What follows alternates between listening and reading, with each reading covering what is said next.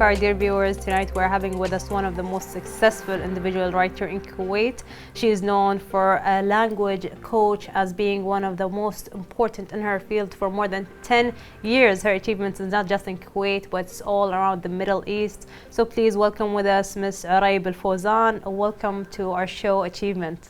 Thank you so much for having me. It's my pleasure. It's our pleasure to have you here, and of course we have a lot of questions for you. Don't we, Abdullateef? Yes, and first I want to say welcome Oraib here with us. Oraib, I wanted to ask you about your early steps in this field as a language teacher. Honestly, starting off as an English teacher, and I remember going in right after graduation looking for a job, and I wanted to be an English teacher in high school. And I did work for 2 years in a private school, and as much as I enjoyed it, I just felt something wasn't right in terms of curriculum, in terms of things being so rigid, in terms of, you can't really go with the flow with your students. So it kind of pushed me a little bit off the radar after that. Of course, I think it's very important to actually follow your own techniques, especially when teaching your students or anyone in life, especially to have your own way. I think you can be sometimes very passionate and you have a lot of different techniques that you want to apply, but sometimes the regulation can be very narrow. So I can imagine how stressful that might be. But I think you achieved so much when you changed your career and you focused on what you are passionate about. So I'm really excited to know more, of course, and I think one of the most important things I think anyone would like to know more about is body language.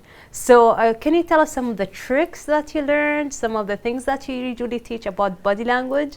Honestly, the entire journey that I spent from going into teaching, I went from private to government school, and then I even threw myself out into a business where I was in an oil field sector for 2 years. That's as an something HR completely different. Completely different. And the thing is, the body language comes into play there because you start to really learn about your colleagues while you're working with them. It's like they say something, but they mean something else. Their body language says something and they're saying something else.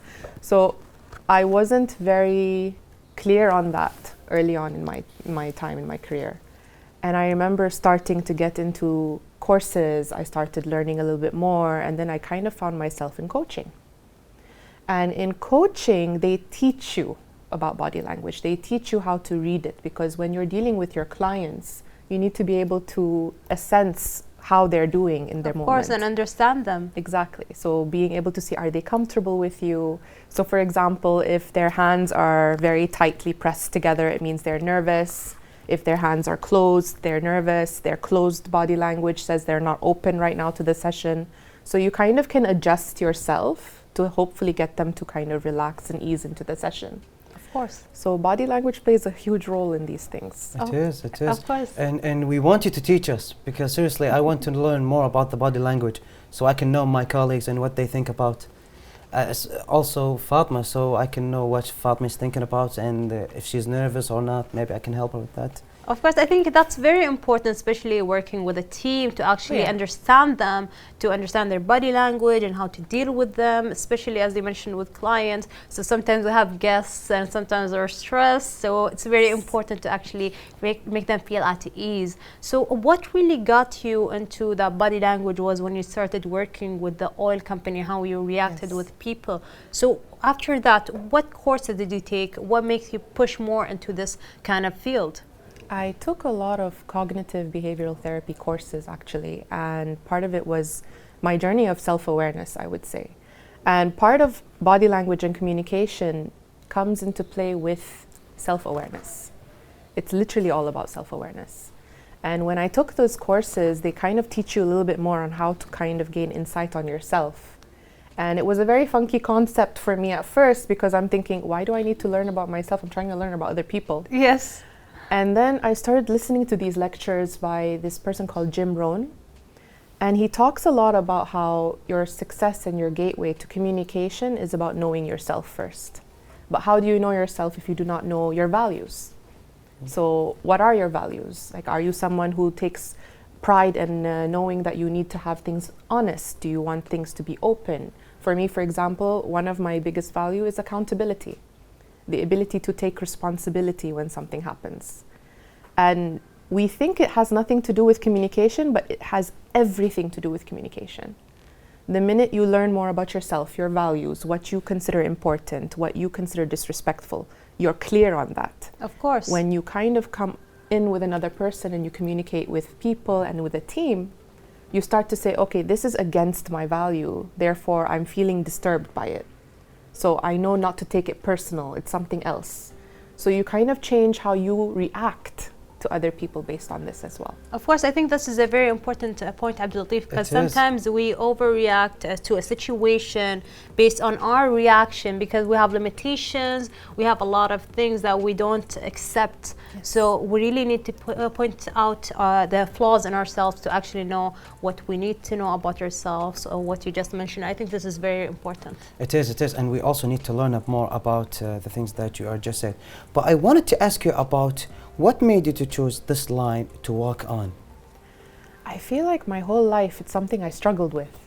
Surprisingly enough, communication skills was something I struggled with. It was difficult for me to express my thoughts, my opinions. It was difficult for me in conflict. I would run away from conflict half of the time because I'm not sure if I'm saying something to make it worse or better. And going on this journey, learning more about myself, and I saw the different scope of qualities in which my communication improved with friends, with family, at work, in terms of professionalism, how I can draft an email or how I can speak in a meeting where it's a lot more successful now compared to before. So I feel like this was such a big personal journey for me. Struggling with it and then deciding, no, I want to overcome it and I want to make something of myself with it. And I noticed that it's something a lot of us lack. A lot of people actually nowadays lack the concept of, well, everything is now technological. We can have ChatGPT, for example, we have Instagram, social media, emails, so they don't feel the need to work on their communication skills. But this is unfortunately the biggest mistake I see, is that you do need to continue working on it because you need to continue working on yourself.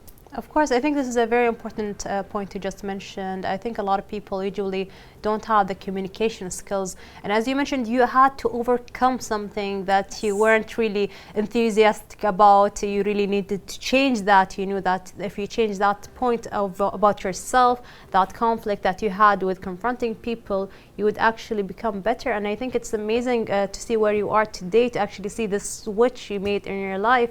So how did it all begin when you made yourself aware about this kind of situation?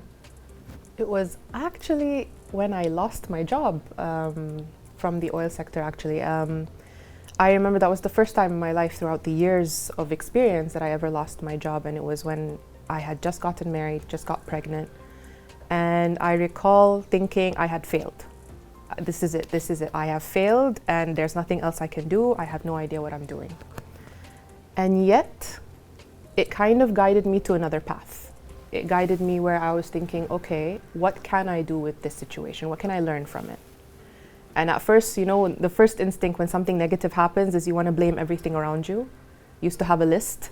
It's this fault, it's this person's fault, it's this government's fault, it's this department's fault, it's the shortage of jobs. Of course, it's never really Always. you. It's never us. Mistakes, but it's never yours. But you actually made it, you made yourself aware that it wasn't just the surrounding, it was also yourself in that kind of situation. The toughest pill to swallow is saying that, okay, this is my responsibility. This is something that happened. I need to take a look at myself. I need to take self-inventory. First of all, let me take a look at what was going on in that job. It wasn't achieving any goals that I had. I didn't even set any goals at the time. And when you start realizing, okay, now I need to shwaya deeper, go further into it and say, okay, I want to do something meaningful with my life. I want to go back to teaching, but I want to teach on my own accord. I want to help people with their communication skills, but schools don't offer classes on communication skills, right?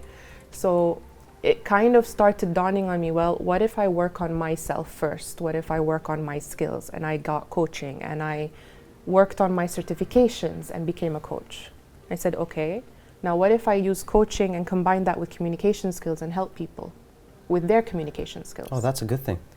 And this is something that has been quite amazing. And I'm seeing the impact in my clients. I'm seeing the changes that they're going through in their personal lives, in their careers, just from coaching themselves through these communication skills barriers, understanding what the barriers are, understanding themselves, working on their self-confidence, and then moving forward from there. Because first key, looking at yourself first. What can you do different? That's the difficult part for all of my clients, including myself. So. Of course, I think this is amazing, Abdulaziz, to actually see something that you first found as a failure and switch it into a success, a successful story, a successful business. And I think it's amazing to actually see even your clients succeed in their lives and to see that you have an impact to help other people. I think it's just amazing. It is, it is. You have to do this change to people, and we need it actually, because of the social media, a lot of people,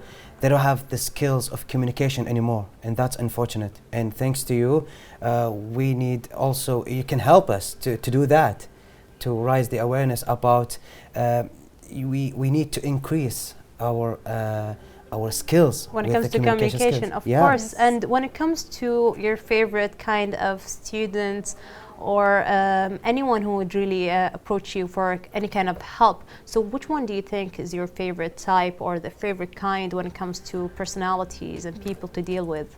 So I used to think I had a perfect age group, but not anymore. I would say more it's about the attitude. When I have clients come to me different ages from high school and above, and they have the attitude that I do want to progress, I do want to do better, I want to reach the next level, I have this goal in my life, I want to succeed. If they have that attitude, this is something I can coach them with. But the ones that come to me and unfortunately they say, well, I don't know, I just want to know what phrases to memorize so that I can communicate effectively at work. It doesn't work that way. Of course. You cannot, yes, you cannot. You have to increase these skills. You need the passion to work, and if you have this passion, well, okay, you can coach them with that, as you said, and you can work them with that and maybe increase the fire inside their heart to increase the communication skills with them, right? Yeah. Absolutely. And also I wanted to ask you about when is your favorite time to do what you love, if you have like a hobby or something that's colorful in your life? Well, since starting my own business, since running my company, I kind of learned that I could change my schedule to fit my needs. So now I don't say that there's a specific time, I fit it into my day whenever I choose to. So I have my moments in the days that I schedule for my clients. They have their coaching sessions, I have my classes, everything like that. And then I have moments where it's just Oraib's time, my time. Of course, I think that's very important to actually have a specific time just for yourself. Yes.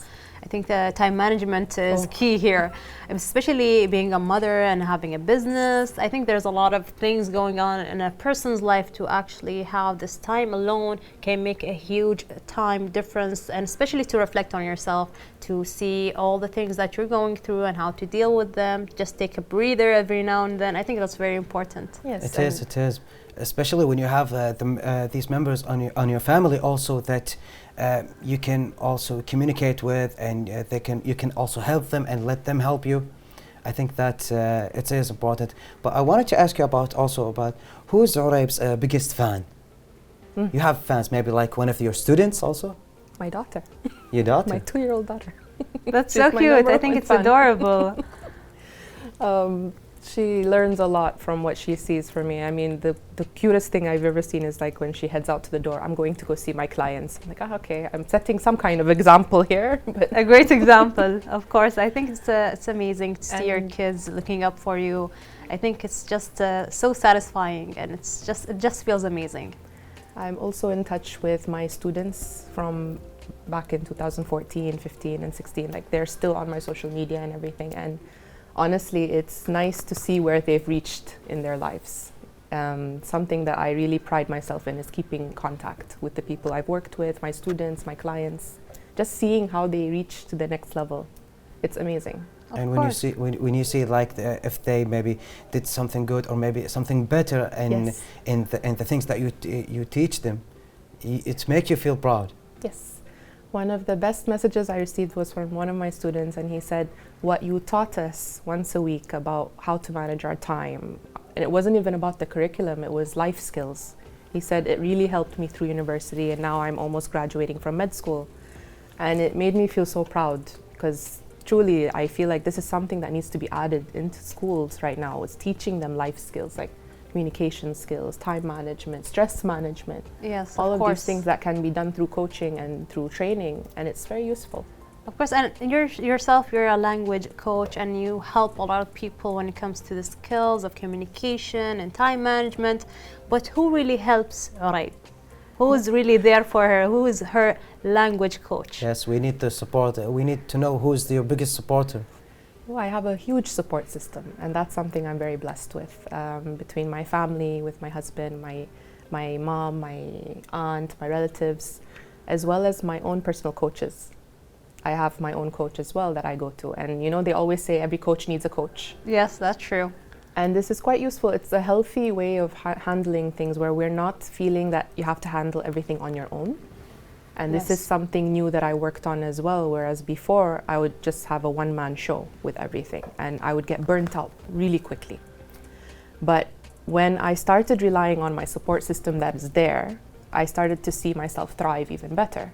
And this is something I also try to encourage with my clients is don't try to do everything by yourself. You know, learn how to ask for help. Learn how to rely on your support system if they exist, and if not, create one for yourself. This is very important. It is. Thank you really, Oraib, for that. And stay with us, ladies and gentlemen, when we come back from more and more.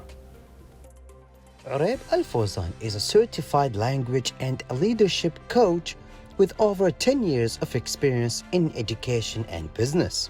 She is a skilled learning facilitator and development trainer who believes in the purpose of coaching and approaches each coaching and training session with mindfulness. She is now the founder and CEO of Art Language for Training and Development.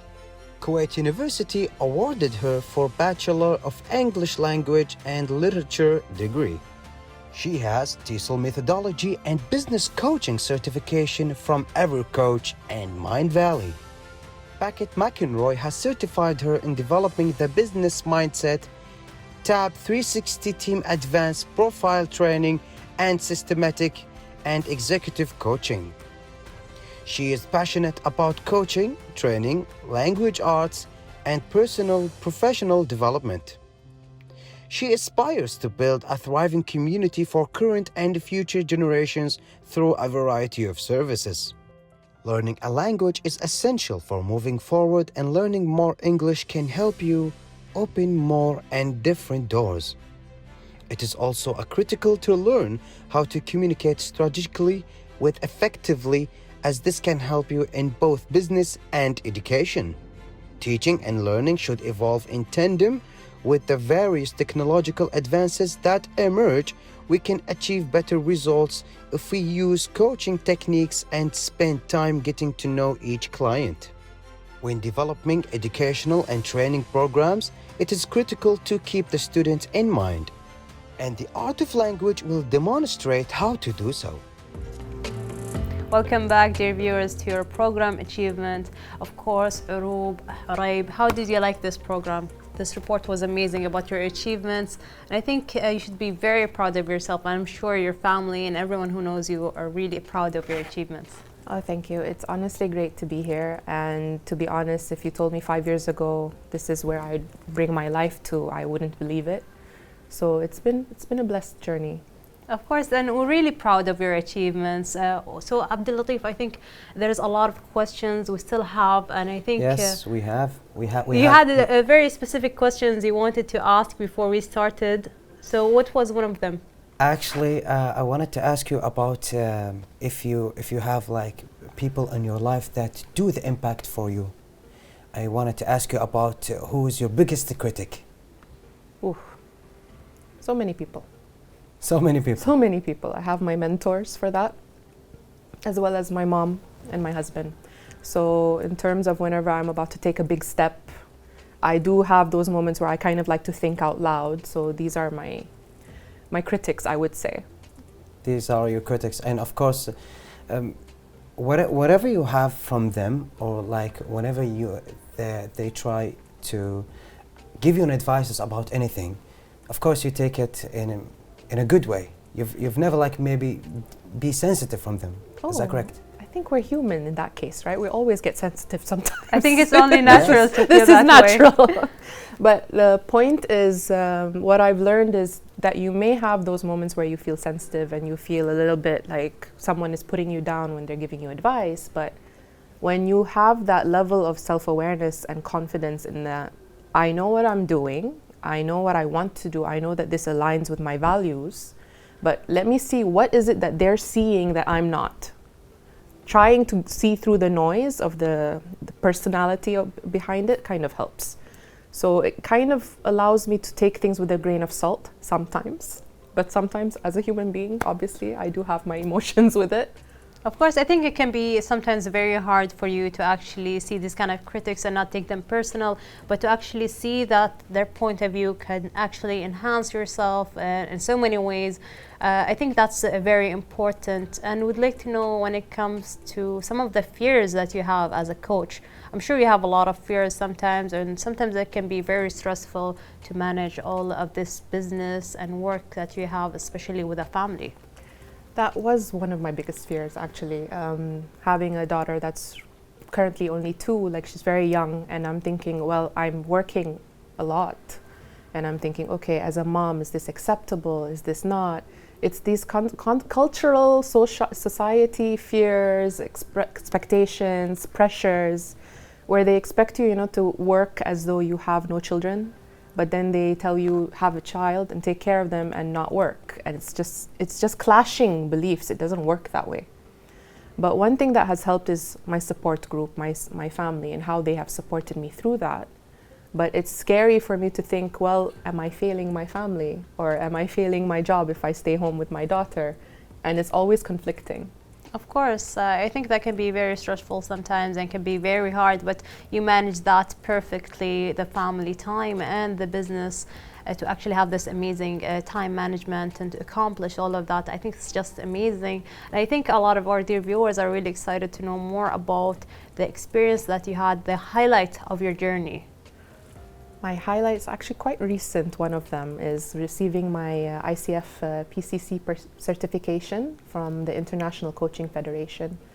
And this was a huge deal for me because now it means I'm a globally certified coach, so that I can actually seek my clients across the globe right now as well, not just Kuwait and the Middle East. Of course, and I think this is an amazing accomplishment, and we're very proud of your achievements. Thank you so much. It is, and also the achievement that the certificate that you had when we just heard the report about the certificate from EverCoach. Yes. And Mind Valley. Yes, the business coaching. The business coaching. We are really so proud of you since that you have these certificates, and you are now globally been known as a known coach and a trainer, and also a business woman. So you know your way on your journey, and I think that's really something interesting. Since you have these goals and you achieved it, do you think that you achieved all of your goals yet? No, not at all. You still have much to achieve. I still have a lot more to achieve. As far as I'm concerned, you can't just stop once you achieve one goal. It doesn't mean that you have to continue going until you burn yourself out. Don't misunderstand me. But for me, I really see that coaching can actually be something new for education systems here.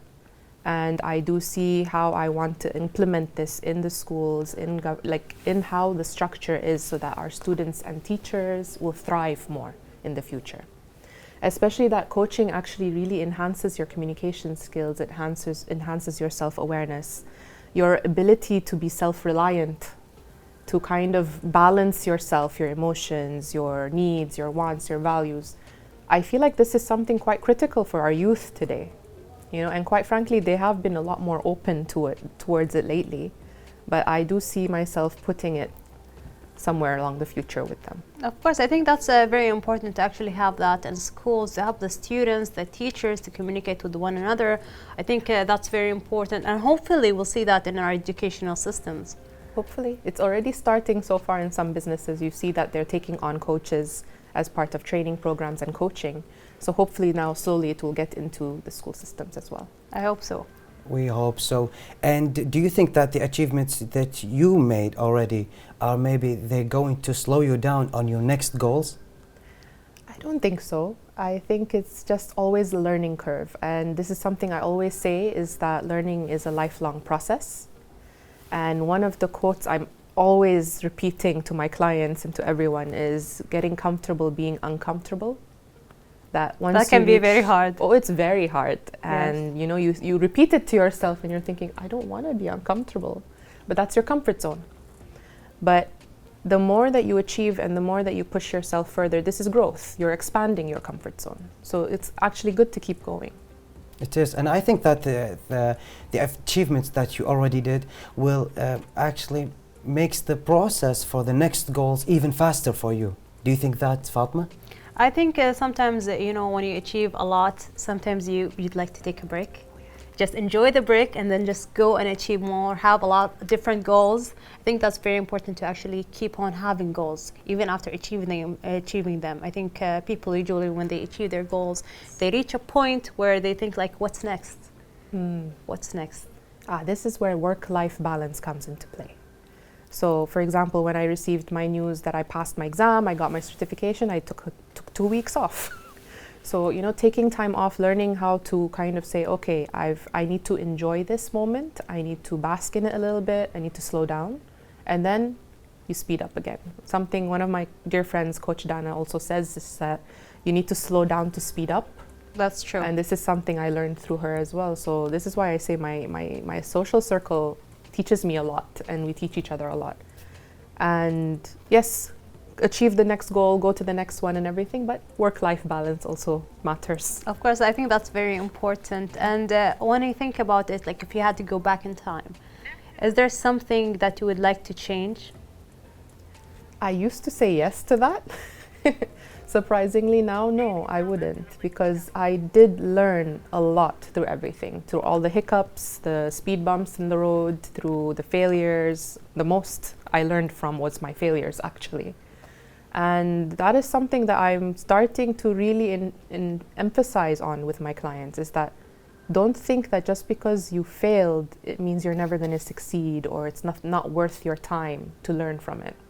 Actually, they should start looking through their failures and say, what did you learn from this? What can you do next? What's the next part? I think that's a very important point, Abdullateef, to actually look at the mistakes and look at the bright side, find what you can learn from them and achieve more. Yes, yes, and we want you to we want to thank you about the impact that you already did for the next generations. Thank you so much. It's been a journey. Of course, and it's really a pleasure to have you here in Achievements, and hopefully Abdullateef will have her more to talk about different topics and discuss different techniques when it comes to the body language. It is, inshallah. Inshallah, we'll have you more, and you will also teach us, me and Fatma, for the next techniques and moves, as she said. Yes, exactly. And thank you for being here with us, our dear viewers. We had so much fun, and I just wanted to say thank you, Fatma, and inshallah, we will see you next, inshallah. Thank you, Oraib, and thank you, Abdullateef. That was a really interesting episode of Achievement, and hopefully we'll see you again tomorrow. Goodbye.